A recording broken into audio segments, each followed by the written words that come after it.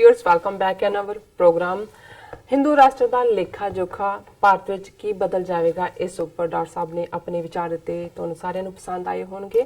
ਸੋ ਦੋਨੋਂ ਸੈਗਮੈਂਟ ਤੇ ਸਾਨੂੰ ਤੁਹਾਡੇ ਸਾਰਿਆਂ ਦੇ ਮੈਸੇਜ ਮਿਲ ਚੁੱਕੇ ਨੇ। ਅਸੀਂ ਥੋੜੇ ਹੀ ਪਲਾਂ ਵਿੱਚ ਤੁਹਾਡੇ ਨਾਲ ਇਹ ਸਾਂਝੀ ਕਰਾਂਗੇ। ਤੁਸੀਂ ਸਾਡੇ ਨਾਲ ਇਸੇ ਤਰ੍ਹਾਂ ਹੀ ਜੁੜੇ ਰਹਿਣਾ ਔਰ ਲਿਖਣ ਲਈ ਤੁਹਾਡਾ ਸਭ ਦਾ ਬਹੁਤ-ਬਹੁਤ ਸ਼ੁਕਰੀਆ ਜੀ। ਡਾਕਟਰ ਸਾਹਿਬ, ਜੋ ਅੱਜ ਦਾ ਆਪਣਾ ਥਰਡ ਇਸ਼ੂ ਹੈ, ਉਸ ਬਾਰੇ ਤੁਸੀਂ ਕੀ ਕਹਿਣਾ ਚਾਹੋਗੇ? देखो अजकल गेम ऑफ थ्रोन्स देखने ਲਈ संडे शाम ਨੂੰ खास तौर ਤੇ ਯੰਗਸਟਰਸ ਕਈ ਬੜੀ ਨਾਲ ਉਹਨਾਂ ਦੇ ਬਜ਼ੁਰਗ ਵੀ ਰਲੇ ਹੁੰਦੇ ਨੇ। ਕੋਈ ਪੌਪਕਾਰਨ ਲੈ ਕੇ ਬੈਠਾ ਹੈ, ਕੋਈ ਬਰੌਨੀ ਬਣਾ ਰਿਹਾ ਹੈ, ਕੋਈ ਹੋਰ ਬਣਾ ਰਿਹਾ ਹੈ। ਸੋ ਬੜਾ ਪਪੂਲਰ ਹੈ। ਮੈਨੂੰ ਤਾਂ ਨਹੀਂ ਕਦੇ ਦੇਖਣ ਦਾ ਮੌਕਾ ਬਣਿਆ। ਯੰਗਸਟਰਸ ਨਾਲ ਵੀ ਨਹੀਂ ਲੈ ਕੇ ਜਾਂਦੇ, ਕਹਿੰਦੇ ਨੇ ਉਹਦੇ 'ਚ ਹੋਰ ਵੀ ਲੈਂਗੁਏਜ ਯੂਜ਼ ਹੁੰਦੀ ਹੈ, ਤੁਹਾਡੇ ਲਈ ਨਹੀਂ ਹੈ। ਪਰ ਉਹਦੇ 'ਚੋਂ ਜ਼ਾਹਰ ਹੈ, ਮੈਂ ਪੁੱਛਿਆ ਪਾਸਿੰਗ, ਮੈਂ ਕਿਹਾ ਹੈ ਕੀ? ਕਹਿੰਦਾ ਜੀ ਸਾਜ਼ਿਸ਼ਾਂ ਕੀ ਨੇ। ਨਹੀਂ, ਉਹ ਜ਼ਾਹਰ ਹੈ, ਨਾ ਤੋਂ ਹੀ ਜ਼ਾਹਰ ਹੈ ਵੀ ਗੇਮ ਆਫ ਥਰੋਨਸ ਜਦੋਂ ਤੋਂ ਵੀ ਇਹ ਤਖਤ ਦੇ ਨਾਲ ਜੁੜਿਆ ਹੋਇਆ ਸਭ ਕੁਝ ਹੁੰਦਾ ਹੈ। ਉਹਦੇ 'ਚ ਇੰਟਰੀਗ ਵੀ ਹੁੰਦੀ ਹੈ, ਕੰਸਪੀਰੇਸੀ ਹੁੰਦੀ ਹੈ, ਸਾਜ਼ਿਸ਼ਾਂ ਹੁੰਦੀਆਂ ਨੇ। ਅਸੀਂ ਮੁਗਲਾਂ ਦੀ ਤਾਂ ਗੱਲ ਕੀ ਕਰਨੀ ਹੈ, ਜੇ ਸਿੱਖ ਰਾਜ ਦੀ ਗੱਲ ਵੀ ਕਰੀਏ ਤੇ ਮਹਾਰਾਜਾ ਰਣਜੀਤ ਸਿੰਘ ਦੇ ਅੱਖਾਂ ਮੀਟਣ ਤੋਂ ਬਾਅਦ ਕਿਉਂ ਜਿਹਾ 10 ਸਾਲ ਜਿਹਨੂੰ ਸ਼ਾਹ ਮੁਹੰਮਦ ਨੇ ਕਿਹਾ ਨਹੀਂ ਕੋਈ ਛੱਡਿਆ ਸਾਧ ਤੇ ਸੰਤ ਮੀਆਂ।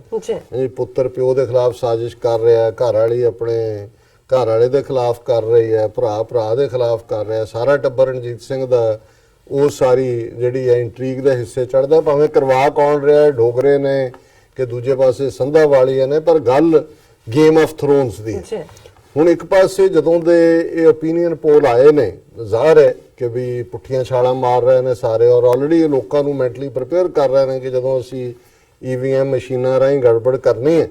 ਹੁਣ ਤੱਕ ਕਿੰਨੀਆਂ ਖਬਰਾਂ ਅੱਜ ਸਾਹਮਣੇ ਆਈਆਂ ਨੇ, ਯੂਪੀ ਦੇ ਵਿੱਚ ਉਹਨਾਂ ਨੇ ਉਹ ਗੱਡੀਆਂ ਰੋਕ ਲਈਆਂ ਜਿੱਥੇ EVM ਉਹਨਾਂ ਨੂੰ ਇੱਕ ਥਾਂ ਤੋਂ ਦੂਜੀ ਥਾਂ ਲਿਜਾਇਆ ਜਾ ਰਿਹਾ। ਕਈ ਥਾਂ ਤੇ ਜਿਹੜੇ ਕੈਂਡੀਡੇਟ ਨੇ ਉਹ ਆਪਣੇ ਉਮੀਦਵਾਰਾਂ ਦੇ ਨਾਲ ਬਾਹਰ ਧਰਨੇ ਦੇ ਕੇ ਬੈਠ ਗਏ ਵੀ ਅਸੀਂ EVM ਇੱਥੋਂ ਜਾਣ ਨਹੀਂ ਦੇਣਾ।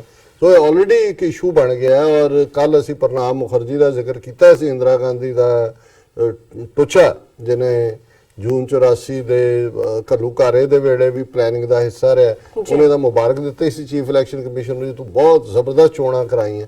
ਪਰ ਇਹਨਾਂ 24 ਘੰਟਿਆਂ 'ਚ ਉਹ ਸਾਰਾ ਕੁਝ ਸਾਹਮਣੇ ਆਇਆ ਕਿ ਹੁਣ ਉਹਨੇ ਜਿਹੜਾ ਟਵੀਟ ਕੀਤਾ ਹੈ ਕਿ ਜੀ ਨਹੀਂ ਇਹਦੀ ਇਨਵੈਸਟੀਗੇਸ਼ਨ ਹੋਣੀ ਚਾਹੀਦੀ ਹੈ, ਪ੍ਰੋਪਰਲੀ ਲੋਕਾਂ ਦਾ ਵਿਸ਼ਵਾਸ ਬਣੇ। ਸੋ ਉਹ ਖੇਡ ਇੱਕ ਪਾਸੇ ਚੱਲ ਰਹੀ ਹੈ। ਪਰ ਮੈਂ ਦੇਖ ਰਿਹਾ ਸੀ ਵੀ ਗੇਮ ਆਫ ਥਰੋਨਸ ਕੀ ਹੁੰਦੀ ਹੈ। ਮੈਂ ਉਹਨਾਂ ਦਾ ਉਹ ਤਾਂ ਨਹੀਂ ਦੇਖਿਆ ਸੀਰੀਅਲ ਵੀ ਉਹ ਕਿਹਨੂੰ ਉਹਨਾਂ ਨੇ ਕਿਹੜੇ ਰੋਮਨ ਐਮਪਾਇਰ ਨੂੰ ਟਾਰਗੇਟ ਕੀਤਾ ਕਿ ਕਿਹੜੇ ਨੂੰ ਕੀਤਾ। ਪਰ ਇਹ ਤੁਹਾਨੂੰ ਨਜ਼ਰ ਆ ਰਿਹਾ ਵੀ ਅਜੇ 2 ਦਿਨ ਰਹਿੰਦੇ ਨੇ, 23 ਤਰੀਕ ਤੱਕ ਪਹੁੰਚਦੇ ਆ ਜਦੋਂ ਨਤੀਜੇ ਆਉਣੇ ਨੇ। ਪਰ ਕਿਵੇਂ ਸਾਰੇ ਫੀਲਰ ਗੇਮ ਆਫ ਥਰੋਨਸ ਦੇ ਸ਼ੁਰੂ ਹੋ ਚੁੱਕੇ ਨੇ ਕਿ ਜਿਹੜੇ ਕੀ ਕਲਾਕਾਰ ਹੁੰਦੇ ਨੇ ਉਹ ਸਾਰੇ ਪਾਸੇ ਰੱਖਦੇ ਨੇ ਕਿ ਜੇ ਕਿਵੇਂ ਇਵੇਂ ਨਾ ਉਵੇਂ ਹੋ ਜਾਏ ਫਿਰ ਕੀ ਕਰਾਂਗੇ। ਔਰ ਅੱਜ 3 ਖਬਰਾਂ ਜਿਹੜੀਆਂ ਮੇਰੀ ਨਿਗਾਹ 'ਚੋਂ ਗੁਜ਼ਰੀਆਂ ਉਹ ਦੱਸ ਰਹੀਆਂ ਨੇ ਵੀ ਇਹ ਤਖਤੋ ਤਾਜ ਦੇ ਨੂੰ ਹਾਸਲ ਕਰਨ ਦੇ ਲਈ ਕਿਵੇਂ ਮਾਂ ਨੂੰ ਵੀ ਵੇਚਿਆ ਜਾ ਸਕਦਾ ਹੈ। ਕੋਈ ਮਜ਼ਹਬ ਨਹੀਂ ਹੁੰਦਾ, ਭਰਾ ਭਰਾ ਦਾ ਕਾਤਲ ਹੁੰਦਾ। ਔਰ ਪਹਿਲੀ ਖਬਰ ਹੈ Mulayam Akhilesh Yadav others get CBI clean chit in DAK। ਹੁਣ CBI ਜਿਹਨੂੰ ਮੋਦੀ ਸਰਕਾਰ ਨੇ ਪੂਰੀ ਤਰ੍ਹਾਂ ਵਰਤਿਆ, ਜਿਵੇਂ ਤੁਸੀਂ ਘਰ ਦੇ ਨੌਕਰ ਨੂੰ ਵਰਤਦੇ ਹੋ, ਜਿਹਨੂੰ ਹਰਾਸ ਕਰਨਾ ਹੈ, ਕੇਸ ਬਣਾਉਣਾ ਹੈ। ਮਾਇਆਵਤੀ ਵੀ ਉਹਦੇ 'ਚ ਫਸਾਈ ਹੋਈ ਹੈ, ਮਮਤਾ ਬੈਨਰਜੀ ਵੀ ਫਸਾਈ, ਔਰ ਇਹ ਵੀ ਅਖਿਲੇਸ਼ ਯਾਦਵ ਔਰ ਅਭਿਲੇਖ ਮੁਲਾਇਮ ਯਾਦਵ ਦੋਨੋਂ ਹੀ ਸੀ। ਹੁਣ ਅੱਜ ਐਸਾ ਕਿਹੜਾ ਕ੍ਰਿਸ਼ਮੇ ਵਾਲਾ ਦਿਨ ਹੈ ਜਿਹੜਾ ਕਿ CBI ਨੇ ਜਿਹੜਾ ਉਹ ਸੁਪਰੀਮ ਕੋਰਟ ਨੂੰ ਕਿਹਾ ਜੀ ਇਹ ਮੁਲਾਇਮ ਸਿੰਘ ਯਾਦਵ ਔਰ ਅਖਿਲੇਸ਼ ਯਾਦਵ ਦੇ ਖਿਲਾਫ ਜਿਹੜਾ ਡਿਸਪ੍ਰਪੋਰਸ਼ਨੇਟ ਮਨੀ ਡਿਸਪ੍ਰਪੋਰਸ਼ਨੇਟ ਕੇਸ ਸੀ ਉਹਦੇ ਸਾਡੇ ਕੋਲ ਸਬੂਤ ਨਹੀਂ ਹੈ ਔਰ ਅਸੀਂ ਕੇਸ ਵਿਦਡਰਾ ਕਰ ਰਹੇ ਹਾਂ। ਹੁਣ ਇਹ ਸ਼ੋਅ ਕਰਦਾ ਵੀ ਕਿਉਂਕਿ 80 ਸੀਟਾਂ ਜਿਹੜੀਆਂ ਯੂਪੀ ਦੀਆਂ ਨੇ ਉਹਦੇ 'ਚ 40 ਦੇ ਕਰੀਬ ਬਹੁਜਨ ਤੇ 35 ਸ਼ਾਇਦ ਇਹਨਾਂ ਕੋਲ ਨੇ। ਉਹਨਾਂ ਨੇ ਦੇਖਿਆ ਵੀ ਜੇ ਇੰਨੀਆਂ ਸੀਟਾਂ ਸ਼ਾਰਟੇਜ ਵੀ ਹੁੰਦੀਆਂ ਨੇ, ਕਿਉਂਕਿ ਜਿਉਂ ਹੀ ਨਤੀਜੇ ਆਏ ਇਹ ਕੋਈ ਅਲਾਇੰਸ ਰਹਿਣਾ ਨਹੀਂ, ਹਰ ਇੱਕ ਨੇ ਆਪੋ ਆਪਣੀ ਸੌਦੇਬਾਜ਼ੀ ਕਰਨੀ ਹੈ। ਮਮਤਾ ਬੈਨਰਜੀ ਆਪਣੀ ਸੌਦੇਬਾਜ਼ੀ ਤੇ ਹੋਏਗੀ, ਯਾਦਵ ਆਪਣੇ ਤੇ ਹੋਣਗੇ, ਮਾਇਆਵਤੀ ਆਪਣੇ ਤੇ ਹੋਏਗੀ। ਸੋ ਉਹਨਾਂ ਨੇ ਫੀਲਰ ਸੁੱਟ ਦਿੱਤਾ ਆਲਰੇਡੀ ਮੋਦੀ ਸਰਕਾਰ ਨੇ ਕਿ ਇਹ ਪਿਓ ਪੁੱਤਰ ਦੇ ਖਿਲਾਫ ਜਿਹੜੇ ਕੇਸ ਨੇ ਉਹ ਅਸੀਂ ਵਾਪਸ। Central bureau of investigation in an affidavit filed before Supreme Court gave clean chit to former Uttar Pradesh Chief Minister Mulayam Singh and Akhilesh Yadav among other names in a so a game of thrones ਦਾ ਇੱਕ card ਜਿਹੜਾ ਮੋਦੀ ਸਰਕਾਰ ਨੇ ਸੁੱਟਿਆ ਕਿ ਪਿਓ ਪੁੱਤਰ ਜਿਹੜੇ ਨੇ ਉਸ ਕੇਸ ਚੋਂ ਵਾਪਸ ਕਰਾ ਲੇ ਤਾਂ ਕਿ ਜਿਹੜਾ ਸੌਦੇਬਾਜ਼ੀ ਦੇ ਲਈ ਰਾਹ ਪੱਧਰਾ ਹੋ ਗਿਆ। ਬਿਲਕੁਲ। ਹੁਣ ਅਨਿਲ ਅੰਬਾਨੀ ਮੋਦੀ ਦਾ ਅੰਬਾਨੀਆਂ ਨਾਲ ਕੀ ਸੰਬੰਧ ਹੈ? ਰਾਫੇਲ ਡੀਲ ਜਿਹਦੇ ਚ 30,000 ਕਰੋੜ ਦਾ ਸਿੱਧਾ ਫਾਇਦਾ ਹੈ। ਹੁਣ ਅੰਬਾਨੀ ਨੂੰ ਵੀ ਇਹ ਲੱਗਣ ਲੱਗ ਗਿਆ ਹੈ ਜਾਂ ਇਹ ਸਾਰਾ ਕਿ ਵੀ ਇਹ ਹੀ ਨਾ ਹੋਏ ਵੀ ਦੂਜਿਆਂ ਦਾ ਹੀ ਆ ਜਾਏ ਕੰਮ, ਵੀ ਇਹ ਤਾਂ ਇਹਨਾਂ ਦੇ ਖਿਲਾਫ ਲੋਕ ਹੀ ਖਲੋ ਰਹੇ ਨੇ ਜੀ। ਔਰ ਦੂਜੀ ਖਬਰ ਵੱਡੀ ਜਿਹੜੀ ਅੱਜ ਹੈ ਗੇਮ ਆਫ ਥਰੋਨਸ ਦੀ, Anil Ambani to withdraw defamation suits against Congress Herald. ਹੁਣ ਇਹ ਜਿਹੜੀ ਹੈਰਲਡ ਅਖਬਾਰ ਹੈ ਦੀ ਹੈਰਲਡ ਉਹਦੇ ਖਿਲਾਫ ਉਹ ਕਾਂਗਰਸ ਔਨ ਕਰਦੀ ਹੈ ਜੀ। ਸੋਨੀਆ ਗਾਂਧੀ ਉਹਨਾਂ ਦੇ ਖਿਲਾਫ ਅਨਿਲ ਅੰਬਾਨੀ ਯਾਰ ਮੋਦੀਆਂ ਦਾ ਸਾਰਾ ਟੱਬਰ ਉਹਨੇ ਅੱਜ ਕਿਹਾ ਕਿ ਜੀ ਮੈਂ ਜਿਹੜਾ ਉਹਨਾਂ ਦੇ ਖਿਲਾਫ ਡਿਫੇਮੇਸ਼ਨ ਦਾ ਮੁਕੱਦਮੇ ਦਾਇਰ ਕੀਤੇ ਹੋਏ ਸੀ, ਡਿਫੇਮੇਸ਼ਨ ਸੂਟਸ ਮਲਟੀਪਲ, ਉਹ ਮੈਂ ਵਾਪਸ ਲੈ ਰਿਹਾ।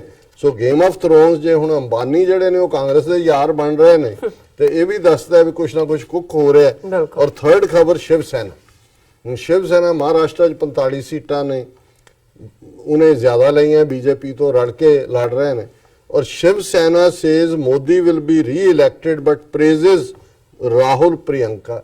ਹੁਣ ਸ਼ਿਵ ਸੈਨਾ ਨੇ ਜਿਨ੍ਹਾਂ ਨੇ ਰਲ ਕੇ ਬੀਜੇਪੀ ਨਾਲ ਲੜੀ ਹੈ ਉਹਨੇ ਕਿਹਾ ਵੈਸੇ ਤਾਂ ਸਾਡੀ ਮੋਦੀ ਦੀ ਹਕੂਮਤ ਬਣੇਗੀ, ਪਰ ਨਾਲ ਹੀ ਨਾਲ ਉਹਨਾਂ ਨੇ ਬਹੁਤ ਤਾਰੀਫ ਕੀਤੀ ਹੈ ਇਹਦੀ ਰਾਹੁਲ ਗਾਂਧੀ ਦੀ ਵੀ ਔਰ ਭੈਣ ਪ੍ਰਿਯੰਕਾ ਦੀ ਵੀ। ਦੇ worked hard, the Congress will be successful as a strong opposition party. In 2014, Rahul Gandhi couldn't win enough seats to get the leader of opposition. This time, Congress will have a leader of opposition in the Lok Sabha. So, Shiv Sena ਜਿਨ੍ਹਾਂ ਦੇ ਕੋਲ 25 ਸੀਟਾਂ ਜਿਨ੍ਹਾਂ ਨੂੰ ਮਿਲੀਆਂ ਉਸ ਕੋਟੇ ਚੋਂ, ਜੇ ਉਹਨਾਂ ਦੀਆਂ 15 ਜਾਂ 18 ਵੀ ਬਣ ਜਾਂਦੀਆਂ, ਉਹਨਾਂ ਨੇ ਵੀ ਰਾਹੁਲ ਗਾਂਧੀ ਔਰ ਪ੍ਰਿਯੰਕਾ ਗਾਂਧੀ ਨੂੰ ਇਹ ਗੇਮ ਆਫ ਥਰੋਨਸ ਦੇ ਵਿੱਚ ਕਿਹਾ ਕਿ ਵੀ ਆਰ ਆਲਸੋ ਅਵੇਲੇਬਲ, ਕਿ ਜੇ ਤੁਹਾਨੂੰ ਬਣਾਉਣ ਲਈ ਸਾਡੀ ਲੋੜ ਹੈ, ਅਸੀਂ ਕੋਈ ਮੋਦੀ ਦਾ ਨਾਮ ਪਟਾ ਨਹੀਂ ਲਿਖਾਇਆ ਹੋਇਆ। ਜੀ ਡਾਕਟਰ ਸਾਹਿਬ। ਸੋ ਇਹ ਹੈ ਗੇਮ ਆਫ ਥਰੋਨਸ ਜਿਹਦੇ ਚ ਕੋਈ ਕਿਸੇ ਦਾ ਸਕਾ ਨਹੀਂ ਹੈ ਔਰ ਇਸ ਦੇ ਵਿੱਚ ਜੇ ਕੋਈ ਵਿਕਟਮ ਹੈ ਤਾਂ ਆਮ ਲੋਕ ਨੇ ਜਿਹੜੇ ਇੱਕ ਦੂਜੇ ਨਾਲ ਲੜ ਰਹੇ ਹੁੰਦੇ ਨੇ ਕਿ ਕੌਣ ਕਿਹਦਾ ਫਾਲੋਅਰ ਹੈ, ਪਰ ਇੱਥੇ ਕੋਈ ਕਿਸੇ ਦਾ ਮਿੱਤ ਨਹੀਂ, ਕੋਈ ਕਿਸੇ ਦਾ ਯਾਰ ਸਕਾ ਨਹੀਂ ਹੈ। ਜੀ ਡਾਕਟਰ ਸਾਹਿਬ, ਹੁਣ ਆਪਾਂ ਆਪਣੇ ਦਰਸ਼ਕਾਂ ਦੇ ਫੇਸਬੁੱਕ ਮੈਸੇਜ ਸ਼ੇਅਰ ਕਰਦੇ ਹਾਂ ਔਰ ਮੁਬਸ਼ਰ ਸਰਾਂ ਜੀ ਸਾਨੂੰ ਪਹਿਲੇ ਸੈਗਮੈਂਟ ਤੇ ਲਿਖਦੇ ਨੇ, ਉਹਨਾਂ ਨੇ ਕਾਫੀ ਸਾਰੇ ਮੈਸੇਜ ਨੇ ਔਰ ਅਸੀਂ ਉਹਨਾਂ ਨੂੰ ਜੀ ਆਇਆਂ ਕਹਿੰਦੇ ਆ। ਕਾਫੀ ਦਿਨਾਂ ਬਾਅਦ ਆਏ ਨੇ। ਦਾ ਗ੍ਰੇਟ ਸਿੱਖ ਰਾਜ, ਖਾਲਸਾ ਜ਼ਿੰਦਾਬਾਦ। ਜੀਤਾ ਸੰਦਰ ਜੀ ਵੀ ਸਾਨੂੰ ਲਿਖਦੇ ਨੇ, ਕਹਿੰਦੇ ਨੇ ਕਿ ਖਾਲਸਾ ਜ਼ਿੰਦਾਬਾਦ, TV 84 good job, referendum 2020। And Banaras Khan ਜੀ ਵੀ ਸਾਨੂੰ ਲਿਖਦੇ ਨੇ, ਹਮੇਸ਼ਾ ਇਸ ਤਰ੍ਹਾਂ ਸਾਨੂੰ ਕਹਿੰਦੇ ਨੇ ਜੀ ਆਇਆਂ ਨੂੰ ਡਾਕਟਰ ਸਾਹਿਬ ਔਰ Neelam Kaur ji, thank you so much. ਭਾਈ ਗੁਰਮੀਤ ਸਿੰਘ ਜੀ ਬੱਬਰ ਸਾਨੂੰ ਫਤਿਹ ਬੁਲਾਉਂਦੇ ਨੇ ਔਰ ਮੁਬਸ਼ਰ ਸਰਾਂ ਜੀ ਦੇ ਮੈਸੇਜ ਨੇ, ਕਹਿੰਦੇ ਨੇ ਕਿ ਜੀਓ ਡਾਕਟਰ ਸਾਹਿਬ, ਤੁਹਾਨੂੰ ਲਿਖਿਆ ਉਹਨਾਂ ਨੇ। ਸਤਪਾਲ ਸਿੰਘ ਪੁਰੇਵਾਲ ਜੀ ਵੀ ਸਾਨੂੰ ਫਤਿਹ ਬੁਲਾਉਂਦੇ ਨੇ ਔਰ ਐਸ ਸੁਰਿੰਦਰ ਜੀ ਸਾਨੂੰ ਯੂਕੇ ਤੋਂ ਲਿਖਦੇ ਨੇ। ਸੋ ਇਹਦਾ ਮੈਸੇਜ ਲੰਬਾ ਹੈ, ਤੁਸੀਂ ਠੀਕ ਹੈ ਜੀ, ਨੋ ਕੱਲ੍ਹ discuss ਕਰ ਪ੍ਰੋਬਲਮ। ਲਾਂਗੇ। ਕਮਲਦੀਪ ਸਿੰਘ ਖਾਲਸਾ ਜੀ ਵੀ ਸਾਨੂੰ ਲਿਖਦੇ ਨੇ ਕਿ ਸੱਚ ਬੋਲਣ ਵਾਲਾ ਸੂਰਮਾ, ਉਹਨਾਂ ਨੇ ਮੇਕਾ ਤੁਹਾਨੂੰ ਲਿਖਿਆ। ਔਰ ਜਸਵਿੰਦਰ ਸਿੰਘ ਜੱਸੀ ਜੀ ਲਿਖਦੇ ਨੇ ਕਿ ਡਾਕਟਰ ਸਾਹਿਬ ਦੇ ਸ਼ੋਅ ਦਾ ਨਾਮ ਉਹਨਾਂ ਦੀ ਸ਼ਖਸੀਅਤ ਨਾਲ ਬਿਲਕੁਲ ਉਹਨਾਂ ਨੇ ਕਿਹਾ ਟੁਕਦਾ ਹੈ, ਸੱਚੋ ਸੱਚ। ਬਹੁਤ ਸ਼ੁਕਰੀਆ ਜੱਸੀ ਵੀਰ ਜੀ ਤੁਹਾਡਾ, ਔਰ ਤੁਹਾਡੀ ਮਿਹਨਤ ਦੀ ਬਦੌਲਤ ਹੀ ਅਸੀਂ ਸਾਰਿਆਂ ਨੂੰ ਅੱਗੇ ਤੋਰ ਸਕੇ ਟੀਵੀ 84 ਨੂੰ। ਇਸੇ ਤਰ੍ਹਾਂ ਦੂਸਰੇ ਸੈਗਮੈਂਟ ਤੇ ਮੈਸੇਜ ਆਏ ਨੇ। ਸਤਪਾਲ ਸਿੰਘ ਪੁਰੇਵਾਲ ਜੀ ਸਾਨੂੰ ਲਿਖਦੇ ਨੇ ਸਾਧਵੀ ਪ੍ਰਗਿਆ ਡਿਫੈਂਸ ਮਿਨਿਸਟਰ ਹੋਵੇਗੀ।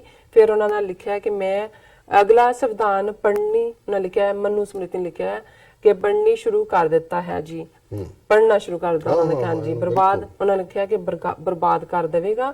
ਔਰ ਪ੍ਰੀਤਮ ਰਹਿਮਾਨ ਲਿਖਦੇ ਨੇ ਡਾਕਟਰ ਸਾਹਿਬ ਵਾਹਿਗੁਰੂ ਜੀ ਕਾ ਖਾਲਸਾ ਵਾਹਿਗੁਰੂ ਜੀ ਕੀ ਫਤਿਹ। ਪ੍ਰੀਤਮ ਸਿੰਘ ਜੀ ਭੁਪਿੰਦਰ ਸਿੰਘ ਜੀ ਸਾਨੂੰ ਲਿਖਦੇ ਨੇ ਡਾਕਟਰ ਸਾਹਿਬ ਸੈਯਦ ਸੁਜਾ ਪਿਛਲੇ ਕਾਫੀ ਦਿਨਾਂ ਤੋਂ ਦੱਸ ਰਿਹਾ ਹੈ ਕਿ ਉਸਨੇ ਈਵੀਐਮ ਮਸ਼ੀਨਾਂ ਦਾ ਡੇਟਾ ਬਦਲ ਦਿੱਤਾ ਹੈ ਤੇ ਮੋਦੀ ਤੇ ਇਹਦੇ ਬੜੇ ਲੀਡਰਾਂ ਦੀਆਂ ਜ਼ਮਾਨਤਾਂ ਜ਼ਬਤ ਹੋਣਗੀਆਂ ਤੇ ਉਹ ਇਸ ਗੱਲ ਤੇ ਅਡੋਲ ਹੈ ਕਿ ਇਹ 171 ਤੋਂ ਵੱਧ ਨਹੀਂ ਆ ਰਿਹਾ। ਦੇਖੋ ਬਹੁਤ ਸਾਰੀਆਂ ਵੀਡੀਓਜ਼ ਨੇ, ਮੈਨੂੰ ਪੁਰੇਵਾਲ ਸਾਹਿਬ ਨੇ ਸੈਯਦ ਸ਼ੁਜਾ ਦੀ ਵੀ ਵੀਡੀਓ ਭੇਜੀ ਸੀ ਜੀ। ਇਹਦੇ ਵਿੱਚ ਕੋਈ ਸ਼ੱਕ ਨਹੀਂ ਹੈ ਕਿ ਈਵੀਐਮ ਈਦਰ ਵੇ ਕੌਣ ਇਹਨੂੰ ਹੈਕ ਕਰੇਗਾ, ਕੀ ਕਰੇਗਾ, ਪਰ ਜਿਵੇਂ ਉਹਨਾਂ ਨੇ 306 ਸੀਟਾਂ ਦਾ ਕਰਕੇ ਕੀਤਾ ਹੈ, ਮੈਨੂੰ ਇਹ ਲੱਗਦਾ ਹੈ ਵੀ ਕਾਫੀ ਅਫਰਾ ਤਫਰੀ ਔਰ ਦੰਗੇਬਾਜ਼ੀ ਚੋਣ ਨਤੀਜਿਆਂ ਤੋਂ ਬਾਅਦ ਹੋਏਗੀ। ਔਰ ਮੈਂ ਹੁਣ ਮਾਈਕ ਤੁਹਾਡੇ ਤੋਂ ਲੈ ਰਿਹਾ। ਗੈਰੀ ਸੰਧੂ ਫਤਿਹ ਬੁਲਾਉਂਦੇ ਨੇ, ਖਾਲਿਸਤਾਨ ਜ਼ਿੰਦਾਬਾਦ। Ahmad Hamza, I request my all Muslim brothers to pray to Allah in this holy month of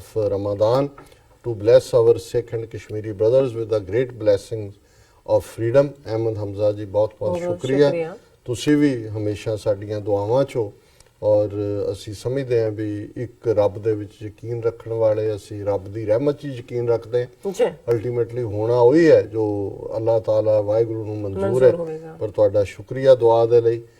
ਫਿਆਜ਼ loan Ahmad Hamza ਜੀ ਦੇ ਜਵਾਬ 'ਚ ਕਹਿੰਦੇ ਨੇ Allah doesn't help those who doesn't help themselves. ਬਿਲਕੁਲ ਫਿਆਜ਼ ਲੋਨ ਜੀ ਗੱਲ ਤੁਹਾਡੀ ਗਲਤ ਨਹੀਂ ਹੈ, ਪਰ ਕੁਝ ਕਰਨ ਦੀ ਹਿੰਮਤ ਵੀ ਰੱਬ ਦਿੰਦਾ ਹੈ। ਜੀ। ਜਦੋਂ ਅਸੀਂ ਬਿਲਕੁਲ ਰੱਬ ਦੇ ਭਾਣੇ ਦੀ ਗੱਲ ਇਹ ਠੀਕ ਹੈ ਕਿ ਜੇ ਰੱਬ ਤੁਹਾਨੂੰ ਹਿੰਮਤ ਦਿੰਦਾ ਹੈ ਤੇ ਤੁਸੀਂ ਉੱਠ ਸਕਦੇ ਹੋ, ਖਲੋ ਸਕਦੇ ਹੋ, ਔਰ ਅਲਟੀਮੇਟਲੀ ਜੋ ਹੁੰਦਾ ਹੈ ਉਹ ਰੱਬ ਦੇ ਭਾਣੇ ਦੇ ਵਿੱਚ ਹੀ ਹੁੰਦਾ ਹੈ। ਜੀ ਔਰ ਸ਼ਹਿਜ਼ਾਦ ਇਰਫਾਨ ਜੀ ਆਇਆਂ ਨੂੰ।